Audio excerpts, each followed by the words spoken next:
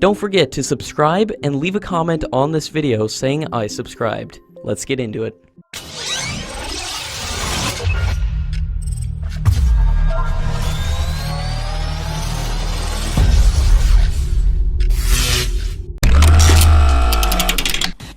According to latest reports, Russian officials approached Indian officials to revive the FGFA program, and they did not meet any positive response from the Indian side.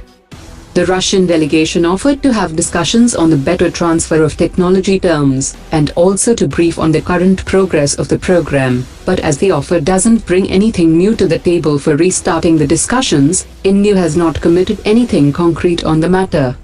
India has completely pulled out from FGFA program and is willing to buy Su-57 in flyaway conditions when it enters mass production. For Su-57 to enter mass production and to be reconsidered by India, it will require large orders from the Russian military or export order from any other country. According to military-industrial sources, the Su-57 program is likely to achieve stability in the next 7 to 8 years, and the Russian Air Force will place large orders only when it is convinced with the platform.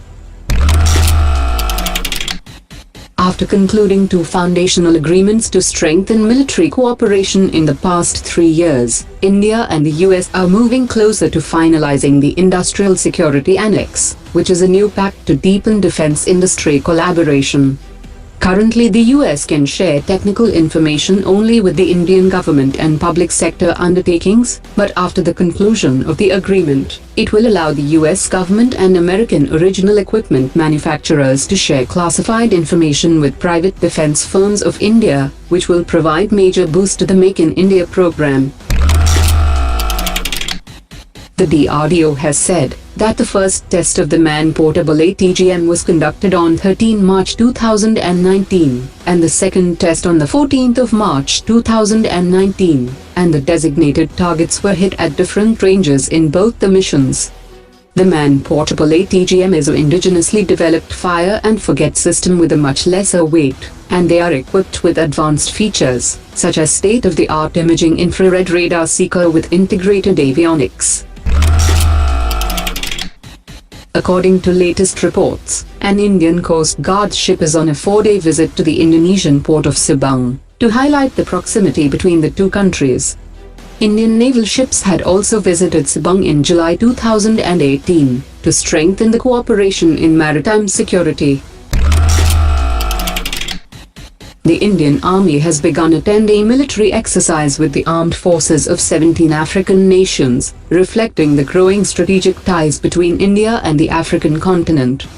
The exercise will focus on exchange of best practices between the participating nations, team building and tactical level operations in conduct of the UN-mandated tasks. Indian aircraft carrier INS Vijit, nuclear submarine INS Chakra, 60 naval ships and nearly 80 aircraft were put on operational deployment by the Indian Navy in the North Arabian Sea in the Tropex 2019 exercise. After the completion of the naval exercise, the Indian Navy chief congratulated the senior leadership and officers on the high level of professionalism and commitment displayed during the exercise.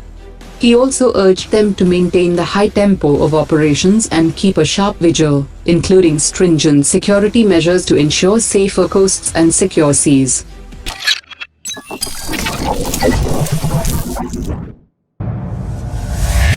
Omar dropped it.